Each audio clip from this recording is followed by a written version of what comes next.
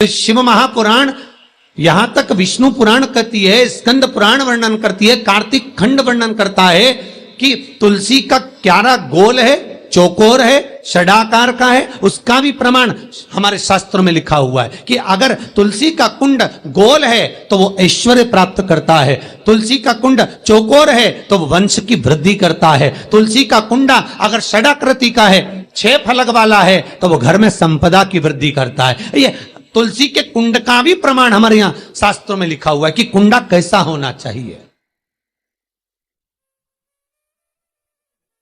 तुलसी के कुंड की आकृति कैसी होना चाहिए, तुलसी का कुंड होना कैसा चाहिए, उसका भी प्रमाण हमारे यहां स्कंद पुराण में लिखा हुआ है, विष्णु पुराण में लिखा हुआ है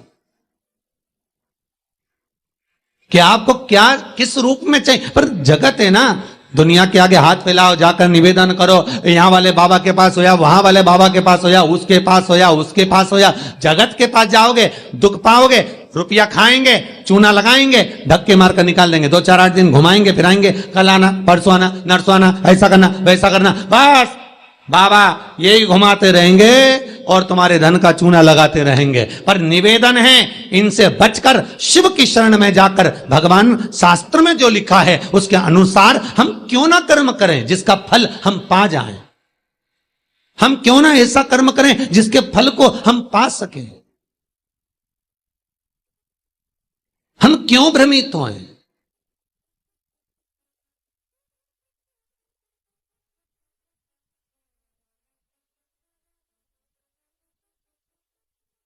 हमारे यहां तुलसी के कुंड का भी विधान है। गोल कुंडा है ऐश्वर्य देगा, चौकोर कुंडा है, आप लोग कई बार देखे होंगे किसी किसी के यहां चौकोर तुलसी का क्यारा होता है, कुंडा होता है, वो वंश बढ़ाता है। षडाकृति का है, वो धन देता है, संपदा देता है।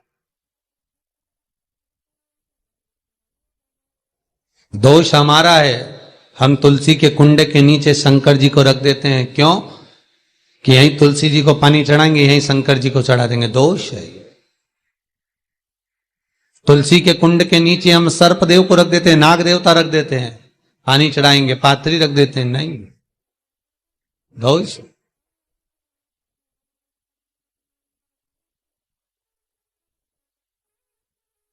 इसका दोष हम सबको, स्वयं अगर गलती करते हैं तो स्वयं को बोल। कैसा कुंड हो, 7 तरह के कुंडों का व्याख्यान तुलसी के रूप में कहा गया है महाराज।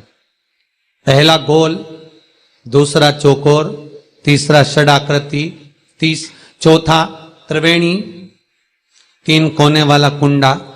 शास्त्र कहता है जिसके मार्ग घर में टुकड़े हो रहे हों, घर विभाजन की ओर हो रहा हो, तो 3 कोण का कुंडा घर में रखकर पूजा करने पर परिवार एक हो जाता है।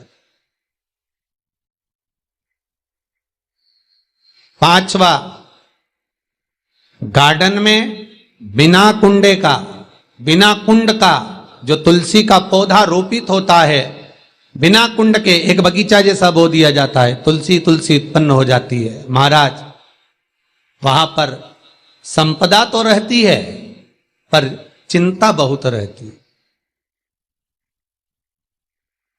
टेंशन बहुत रहता। क्यों? घर के दरवाजे के बाहर इतनी सारी बगीचे में तुलसा कर दी। कोई निकल कर जा रहा था, उसने थूक दिया, कोई निकल कर जा रहा था, उसने पानी डाल दिया, कोई श्वान ने, कुत्ते ने, किसी ने, बिल्ली ने गंदगी कर दी, उसका दोष आपको लगेगा। इसलिए कुंड के अंदर तुलसा का, तो वो धन तो देगा, जो तुमने बगीचे में तुलसा लगाई है, गार्डन तुलसा का करा है, वो धन तो देगा, संपदा भी देगा, पर चिंता को बढ़ा देगा। 5,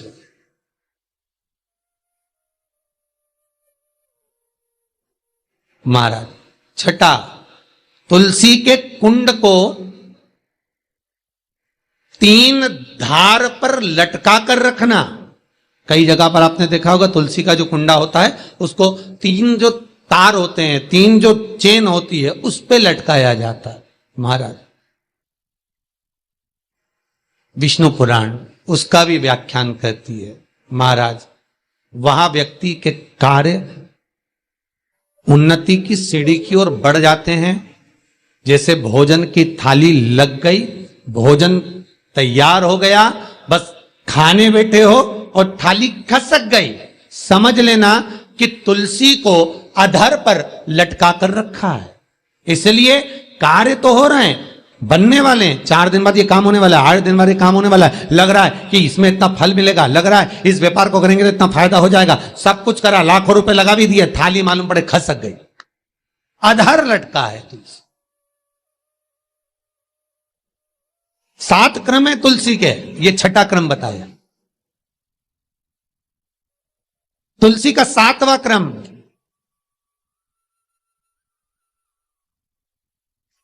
तुलसी का 7वां क्रम है महाराज, तुलसी का कुंडा जैसा घर के आंगन में है, तुलसी का कुंड जैसे घर के आंगन में विराज रहा है, ऐसा ही छोटा सा कुंड भगवान के लिए रोपित करें।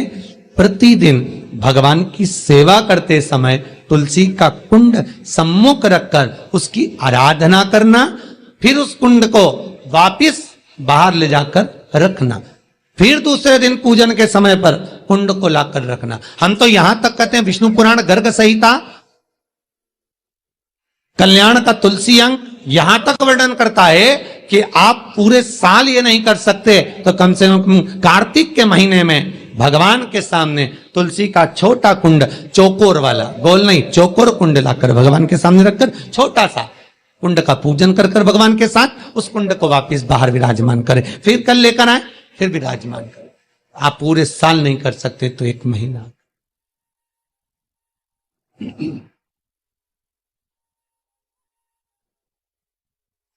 उसका फल 1000 गुना प्राप्त होता है। तो किस चीज के लिए कहा गया कि तुलसी का कुंडा एक बाहर हो, एक घर के अंदर मंदिर के सामने पूजन के लिए रखा जाए, तो कहते हैं उस घर में वैभव, सत्ता, संपदा, लक्ष्मी, समृद्धि, शांति की कभी कमी नहीं, कभी कमी।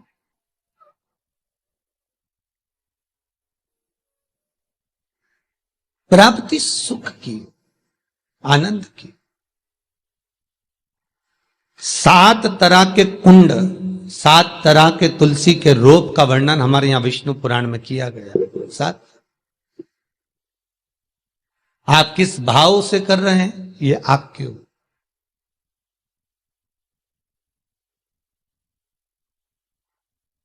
महाराज,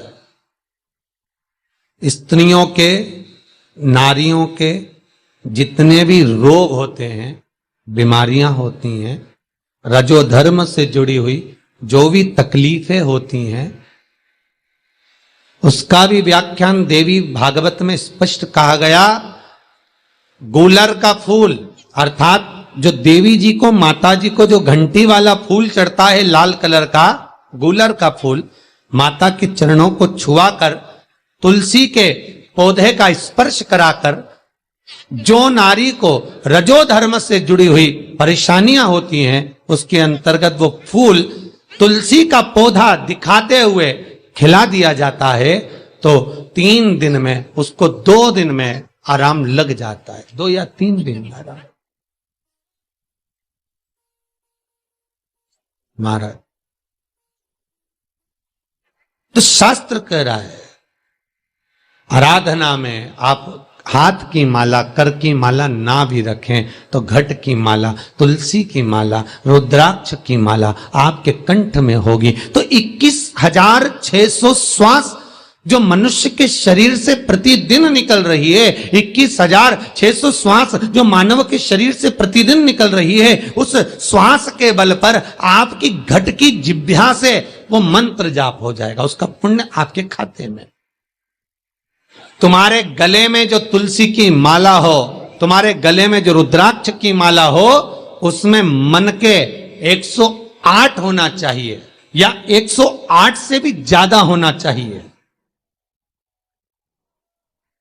कम मनके की माला मत पहनना गले में,